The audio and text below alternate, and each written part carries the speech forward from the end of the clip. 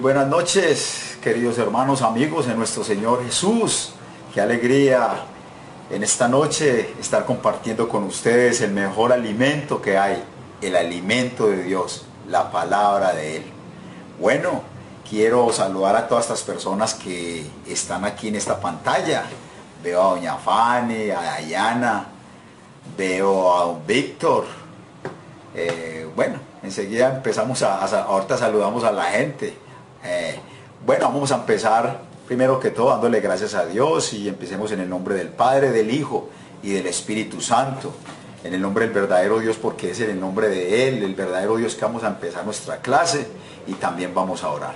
Bueno, quiero invitarlo primeramente para que empecemos con oración. Pidámosle a Dios por todas las cosas que necesitamos, especialmente las espirituales.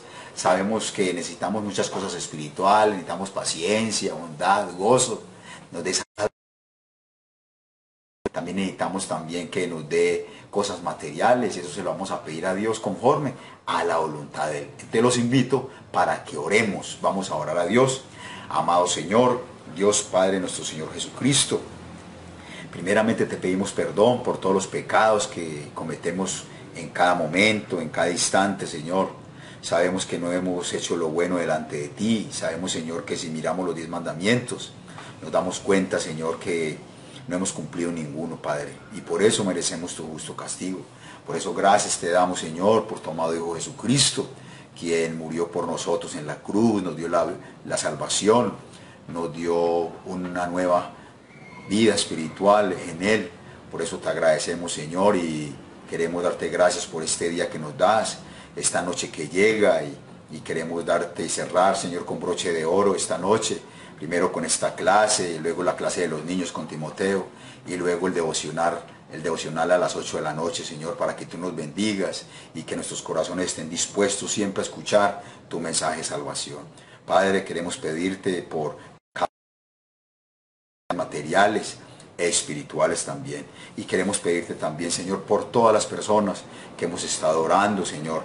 Queremos pedir por doña Vanessa, por Adriana, por Andrés Cajas en México, por Michael Pérez, Señor, por Camila Escolar, por doña Socorro García acá en Medellín, Señor, doña Socorro de México, la hermana de doña Nuri de Perú, doña Patricia.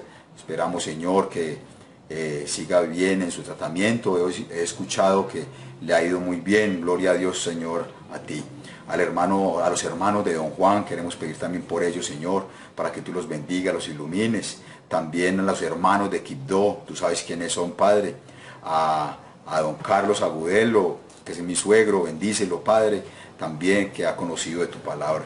También quiero pedirte por el papá de doña Piedad Uribe, por la mamá de Ana Ortiz y por la misma Ana Ortiz, Señor. Bendícela en todos sus exámenes que tiene, Señor, y dale la fortaleza, el ánimo, que siga adelante, Señor. Ella es tu hija. También quiero darte gracias por la salud de Avicano, que ya está muy bien, Señor. Son ricas bendiciones. Quiero pedirte por la mamá de Gloria Chica, doña Rocío, su familia.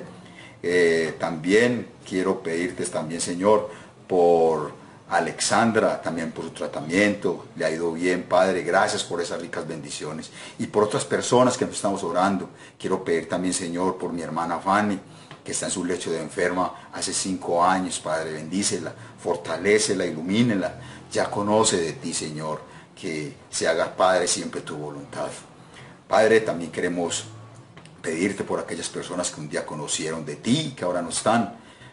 Ayúdanos, Padre, de que con nosotros como tus siervos nos des la oportunidad de poder ir y llevarles el nuevo, ese mensaje de salvación, y que no escuchen esas palabras tormentosas: apartados de mí, malditos.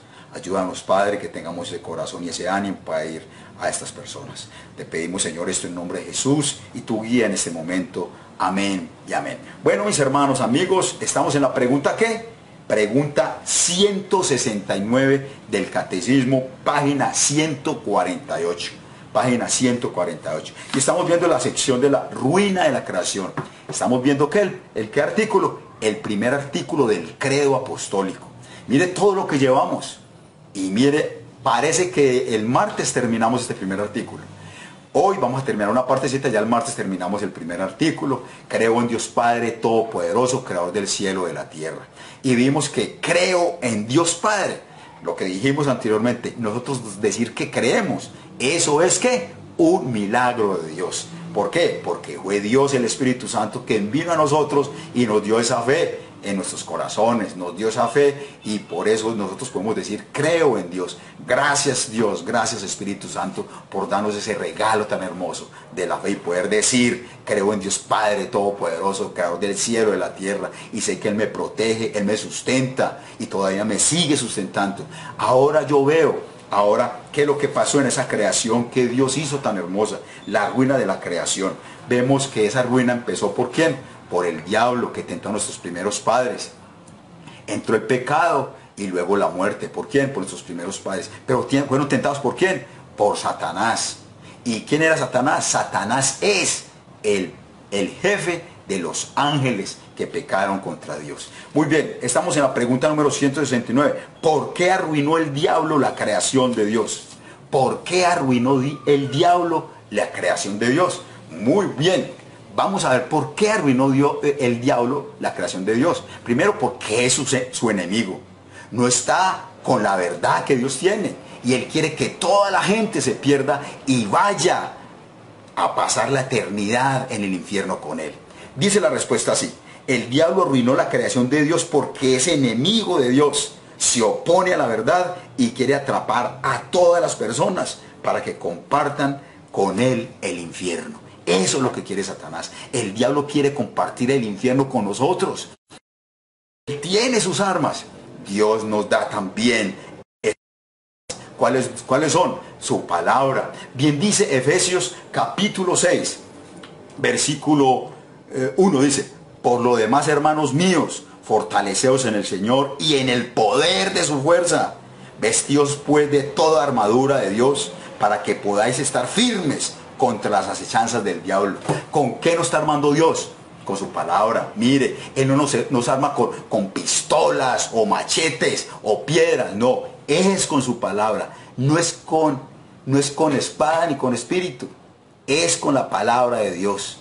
Es la palabra de Dios que Él nos da a nosotros, y eso precisamente es lo que estamos haciendo nosotros, estudiando su palabra. Entonces dice que Él es un enemigo fuerte. Dice Mateo capítulo 13, del 36 al 43. Jesús describe al diablo como el enemigo de la obra de Dios. Bueno, aquí está, esta parte habla de la cizaña, la parábola de la cizaña. Recuerda la parábola de la cizaña, que habla de un señor que sembró todas sus hortalizas, todo el sembrado bueno, el trigo. Y de pronto por la noche llegó el maligno, llegó el vecino malo y sembró cizaña con el trigo. ¿Y qué pasó? El trigo creció con la cizaña, y los mayordomos se dieron cuenta. Señor, ¿qué vamos a hacer con eso? Mire, apareció el trigo. ¿Quién sembró eso? Jesús les explica que esa cizaña es un cuadro del diablo, pero ellos crecen juntos hasta el final del mundo. Entonces eso es un cuadro de lo que Jesús está explicando aquí. Dice, Jesús describe el diablo como el enemigo de la obra de Dios. ¿Quién es el enemigo de la obra de Dios? ¿Quién es el que quiere que nosotros nos vamos al cielo? El diablo. Él pone sus trampas, él pone las tentaciones para que nosotros, para que nosotros caigamos y poder, ¿qué? Señalarnos. Juan capítulo 8, 44. El diablo ha sido homicida desde el principio y no ha permanecido en la verdad, porque no hay verdad en él. Cuando habla mentira, de suyo habla, pues es mentiroso y padre de la mentira. ¿Quién es el padre de la mentira? ¿Quién es el mentiroso desde el principio? Satanás. Satanás. Mire que él, ¿a quién engañó con mentiras? A nuestros primeros padres. Y por eso entró el pecado y la muerte al mundo. Engañó a Eva con mentiras, con que Dios os ha dicho que no comáis de todo árbol. Recuerden el martes. Entonces mire que el diablo es mentiroso, como dice Dios, desde el principio. Primera de Pedro, capítulo 5, 8. Vuestro adversario el diablo, como león rugiente, anda alrededor buscando a quien devorar. A ver, aquí está pintando al diablo como un león. Esta semana salió en Facebook unas leonas que comieron a un señor de 60 y punta de años en Sudáfrica, que amaba a los... Las leonas tenían hambre y lo vieron y se lo comieron. Así anda el león, el diablo, como león rugiente, con hambre, buscando a quien devorar. Ese es un cuadro del diablo. Él anda mirando a quién se puede devorar para llevárselo ¿para dónde? Para el infierno.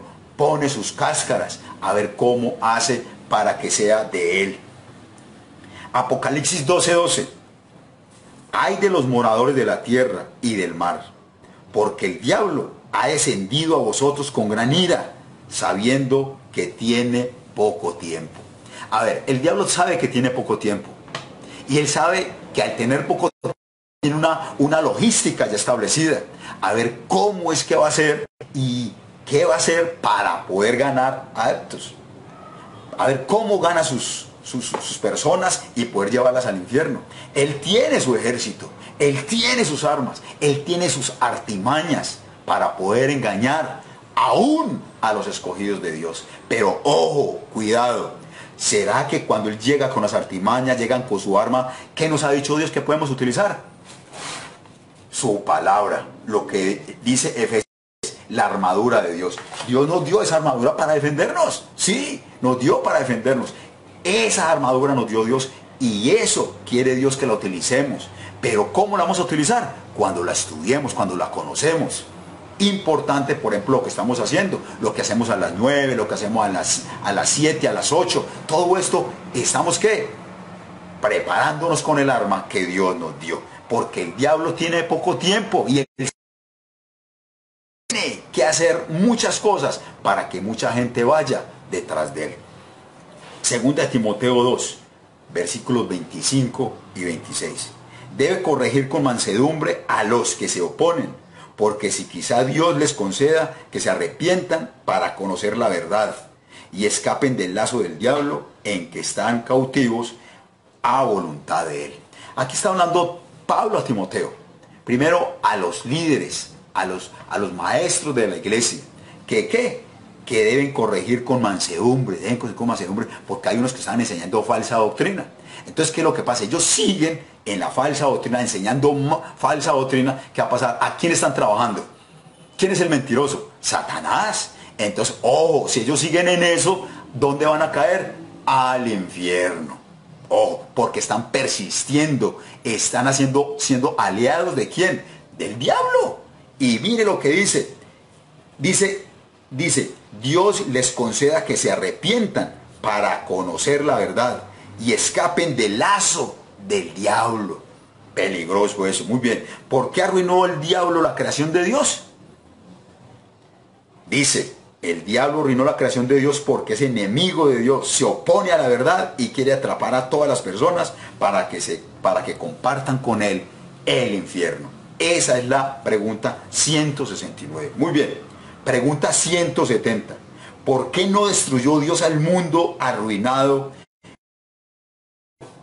¿Por qué Dios no destruyó el mundo de una vez cuando pecaron a Adán y Eva? ¡Ah, ya pecaron! ¡Tran! De una. Borrón y cuenta nueva. Se acabó esto y ya. ¿Por qué no hizo Dios eso? Muchas veces en las clases de la iglesia, en la escuela dominical o enseñando la palabra de Dios en otras partes, a veces hacen esa pregunta. Bueno, ¿y por qué Dios no destruyó de una vez cuando Adán y Eva pecaron? ¿Por qué no destruyó eso de una vez? Y listo, ya se acabó todo. Sí, hacen la pregunta, pero mire lo que dice la respuesta.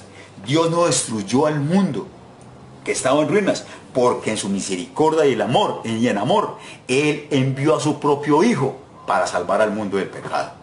Eso es lo que hizo Dios. Dice, Dios no destruyó al mundo arruinado, porque en su misericordioso amor decidió enviar a su Hijo para salvar al mundo de los resultados de la obra de Satanás.